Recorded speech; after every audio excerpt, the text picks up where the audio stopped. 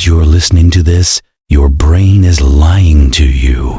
Not in some abstract philosophical way. I mean literally fabricating information, filling in gaps that don't exist, and convincing you that things you never saw actually happened.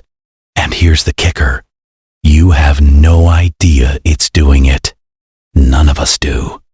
Because the lies are so seamless, so convincing, that they become your reality. In the next 20 minutes, I'm going to show you exactly how your mind tricks you every single day. We'll look at real experiments, shocking case studies, and the psychological mechanisms that make you see things that aren't there, remember events that never happened, and make decisions you think are rational but are actually completely predictable. By the end of this video, you'll never trust your own perception the same way again. Let's start with a simple question. Can you trust what you see? But God says it. Calls your brain now for you to be a best owner in a story, destroys the Jews. God changes faith. Your brain is not a camera. It's not recording reality like a video device. Instead, it's more like a storyteller, a really convincing storyteller who takes bits and pieces of information, sensory data, past experiences, expectations, emotions, and weaves them together into something that feels like reality. But it's not reality. It's a construction, a simulation. And most of the time, you never notice the difference. This isn't a bug in the system. It's actually a feature. Your brain evolved to be efficient, not accurate. It evolved to help you survive, make quick decisions, and navigate a complex world with limited processing power. So it takes shortcuts. Lots of them. Psychologists call these shortcuts cognitive biases and heuristics. There are hundreds of them, and they influence literally every decision you make, every memory you form, every conclusion you draw. Let me give you 3 of the most powerful ones that are affecting you right now as you listen to this. First, confirmation bias. Your brain naturally seeks out information that confirms what you already believe and ignores or dismisses information that contradicts it. This isn't conscious. You don't wake up and think, today I'm going to only pay attention to things that support my worldview. It happens automatically, below your awareness. This is why 2 people can watch the same political debate and both walk away convinced their candidate won. They're not lying. They genuinely saw different things because their brains filtered the information through their existing beliefs. Second, availability heuristic. You judge the likelihood of something happening based on how easily you can recall examples of it. So, if you've recently heard about plane crashes in the news, you'll overestimate the danger of flying, even though statistically, you're far safer in a plane than in a car. Your brain uses what's readily available in memory as a proxy for actual probability, and that's often completely wrong. The Dunning-Kruger effect. People with limited knowledge in a domain vastly overestimate their competence, while experts tend to underestimate theirs. This is why someone who's watched a few YouTube videos about a topic will feel confident debating an actual expert. The less you know, the more confident you feel, because you don't know enough to recognize what you don't know. But here's where it gets really interesting. These biases don't just affect trivial things like dinner choices or movie preferences. They shape major life decisions, relationships, careers, even our understanding of truth itself. And one of the most disturbing examples of this involves memory, something we assume is reliable, like a mental recording we can play back anytime. Turns out, memory is one of the brain's biggest lies. Storytelling mode, engaging. Let me tell you about Elizabeth Loftus. In the 1970s, Loftus was a cognitive psychologist studying memory, and she stumbled onto something that would fundamentally change how we understand the human mind, and eventually overturned dozens of criminal convictions. She conducted a series of experiments that are now famous in psychology. The most well-known is called the Lost in the Mall study. Here's what she did. She asked participants to recall childhood memories, but she also planted a false memory. Told them that when they were 5 years old, they got lost in a shopping mall and were eventually found by an elderly person who helped them. She made it up, but she presented it alongside real memories from their childhood, with details provided by family members. About 25% of participants not only remembered being lost in the mall, they added elaborate details. What they were wearing, how scared they felt, what the old person looked like, emotional, vivid, specific details of an event that never happened. But it gets worse. Loftus did another study where she showed people footage of a car accident. Afterwards, she asked them questions about what they saw. To one group, she asked, how fast were the cars going when they hit each other? To another group, how fast were the cars going when they smashed into each other? Same video, different words. But the second group estimated significantly higher speeds. And here's the kicker. A week later, when she asked if they'd seen broken glass in the footage, the smashed into group was far more likely to say yes. There was no broken glass in the video. A single word, smashed versus hit, was enough to alter their memory of an event they'd witnessed themselves. Think about what this means. Eyewitness testimony, the thing that can send someone to prison for life, is built on the same fragile, malleable system. And it gets even more disturbing when you learn about real cases where this happened. But ... Ronald Cotton spent 11 years in prison for rape. The victim, Jennifer Thompson, identified him in a photo lineup and again in court. She was absolutely certain. She looked him in the eye and said, "I am sure this is the man." DNA evidence eventually proved that a completely different man, Bobby Poole, was the actual rapist. Ronald Cotton was innocent. But here's what's important. Jennifer Thompson wasn't lying.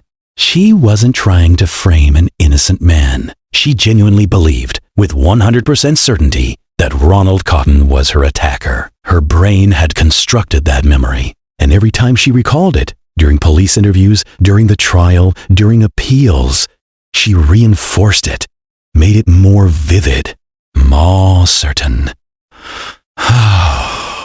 Until it became unshakable truth in her mind, even though it was completely false. Now, you might be thinking, okay, memory is unreliable, but surely I can trust what I'm seeing right now, in the present moment. Unfortunately, no, not even close. Let me explain what's actually happening when you see something. Light hits your retina. That gets converted into electrical signals that travel to your visual cortex. But here's what most people don't realize.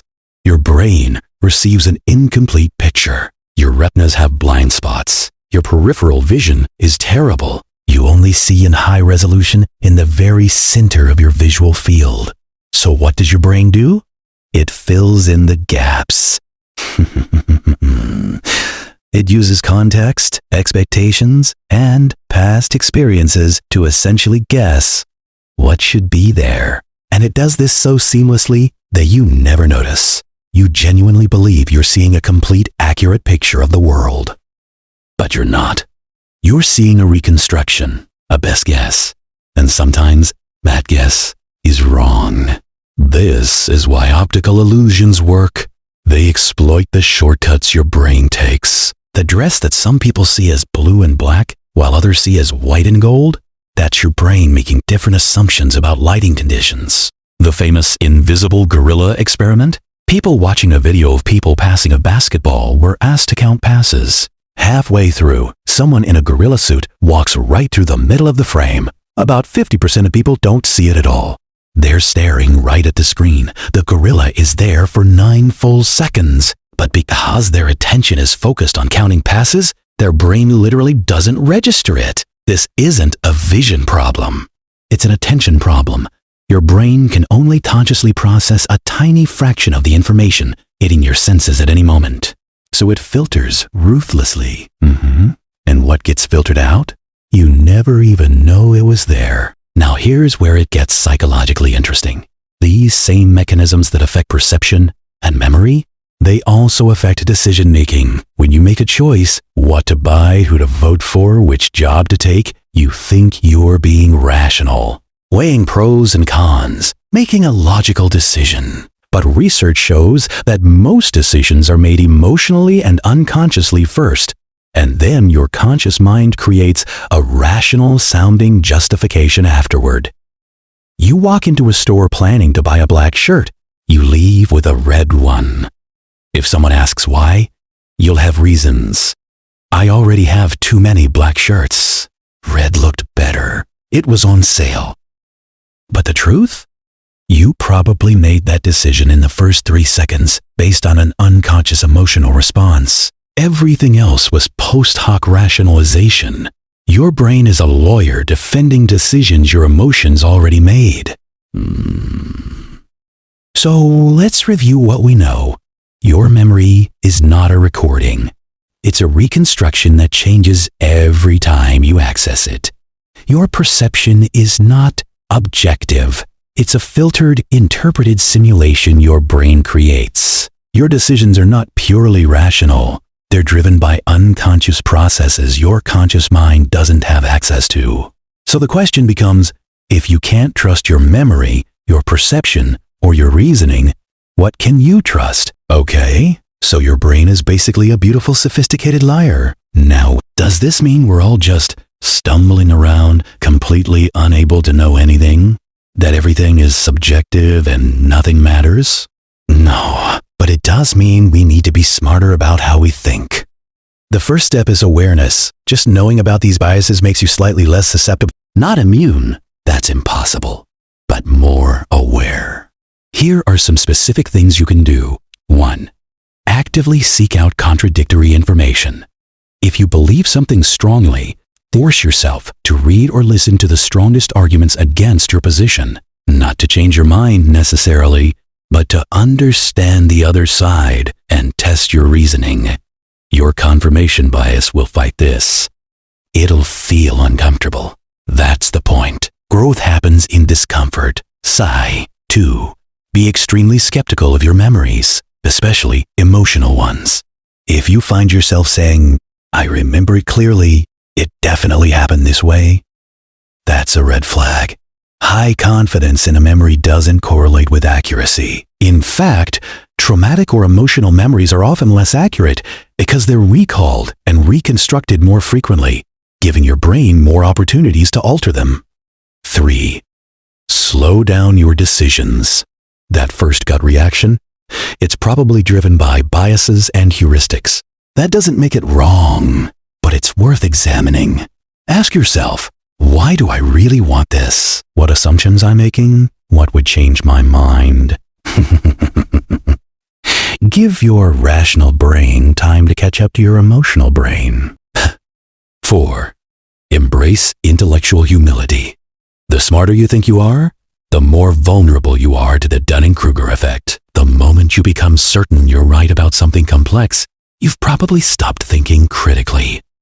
The best thinkers constantly question themselves. They hold their beliefs loosely and update them when presented with new evidence. Here's the paradox. Recognizing that your brain lies to you doesn't make you less effective. It actually makes you more effective. Because once you stop assuming your perceptions and memories are perfect, you start looking for external verification. You start testing your assumptions. You start thinking more carefully about why you believe what you believe. You become a better thinker, not by trusting your brain more, but by trusting it less.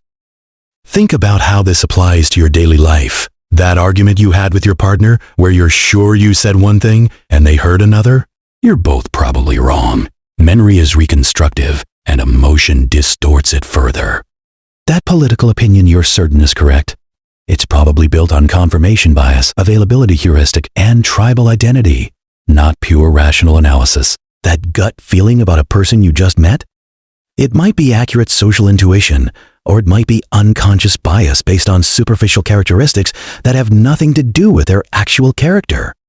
The goal isn't to become paralyzed by doubt. It's to become more thoughtful, more curious, more willing to say, I might be wrong about this. Because the people who understand that their brains trick them, they're the ones who make better decisions, form more accurate beliefs, and ultimately navigate reality more successfully. So here's what I want you to do after this video.